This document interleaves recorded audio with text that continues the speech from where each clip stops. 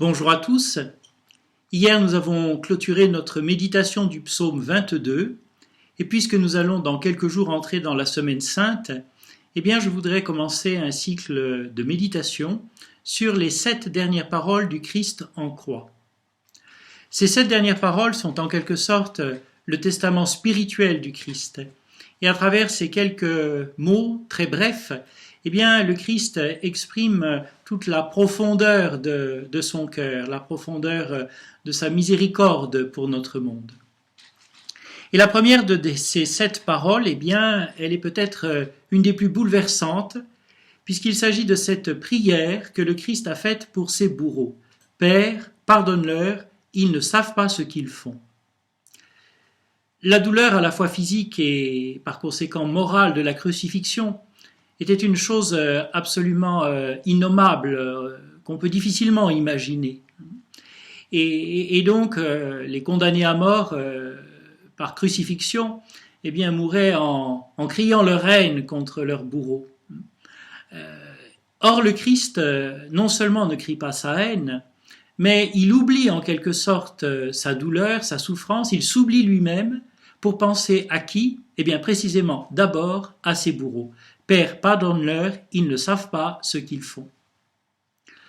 Nous autres qui parfois sommes de telle mauvaise humeur, tout simplement parce que nous avons faim ou parce que nous avons mal dormi, cela peut nous faire réfléchir à cette surabondance de la générosité du Christ qui sait oublier les pires tourments pour ne penser au fond qu'à ceux pour lesquels il est venu donner sa vie.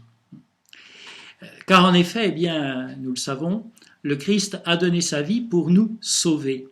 Et par conséquent, nous comprenons pourquoi sur la croix, les premiers dont il se soucie, ce sont précisément les pécheurs, ceux qui le mettent en croix. Père, pardonne-leur, ils ne savent pas ce qu'ils font.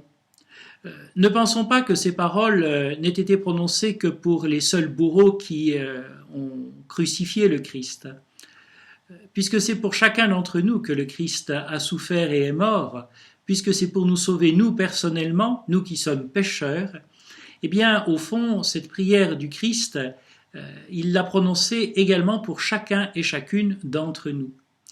J'aime beaucoup cette méditation de Blaise Pascal qui fait dire au Christ « J'ai versé telle goutte de sang pour toi ». En réalité, Blaise Pascal se trompe, mais ce qu'il dit est très beau quand même, car le Christ n'a pas versé telle goutte de sang pour l'un, puis telle goutte de sang pour l'autre. Non, il a donné toute sa vie entière pour chacun d'entre nous, comme si chacun d'entre nous fût unique au monde. Quand bien même il n'y eut que moi ou que vous à sauver, le Christ aurait donné sa vie de la même manière. Alors bien sûr, ceux qui ont, je dirais, à leur actif ou à leur passif de grands péchés, ceux qui peut-être ont vécu de nombreuses années sans Dieu et ont fait le mal, comprennent cela. Peut-être que si notre vie, globalement, est une vie relativement droite, nous avons plus de mal à nous sentir concernés par la rédemption. Et finalement, le péché, c'est d'abord les autres. Mais non, le péché, c'est chacun d'entre nous. Et il y a non seulement les péchés que nous avons commis, mais il y a également le bien que nous aurions dû faire et que nous n'avons pas fait. Et puis, nous le savons bien, dans des circonstances relativement simples, relativement ordinaires, peut-être que nous serons moins tentés, peut-être que lorsque l'on a reçu une bonne éducation, que l'on a grandi dans un milieu équilibrant, les choses sont plus simples. Mais que nous soyons plongés dans certaines circonstances de la vie, et surtout que la grâce nous abandonne à nous-mêmes, nous verrions très vite que nous pourrions être tout aussi pécheurs que bien d'autres personnes que nous pouvons parfois un petit peu condamner dans un certain pharisaïsme.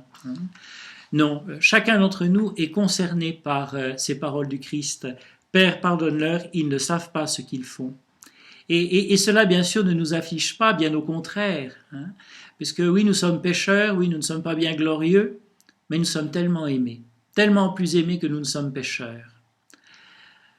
Alors bien sûr, si le Christ nous a pardonné, nous savons que nous sommes appelés, nous aussi, à faire de même. Et qu'en effet, le Christ nous demande, nous aussi, d'aimer nos ennemis, de prier pour ceux qui nous font du mal. Cela ne veut pas dire ne pas ressentir de douleur au fond de notre cœur. Bien sûr que lorsqu'on nous a fait du mal, eh bien, il y a une souffrance dans notre cœur, qui s'exprime par une colère intérieure au moins. C'est comme lorsqu'il fait froid, eh bien, que nous le voulions ou que nous ne le voulions pas, eh bien, nous ressentons le froid. Mais cette douleur, cette colère intérieure que nous ressentons, eh bien, nous sommes capables, avec la grâce du Christ, eh bien, de la transformer en prière, pour que le Seigneur, eh bien, fasse miséricorde. Car ce que nous souhaitons, bien sûr, comme le Christ, ce n'est pas la mort du pécheur, mais qu'il se convertisse et qu'il vive. Alors, certainement, cette première parole du Christ en croix, à la fois nous réjouit, car nous sommes tellement aimés de Dieu, et puis, eh bien, nous presse, nous aussi, eh bien, à vivre une des béatitudes, celle des miséricordieux.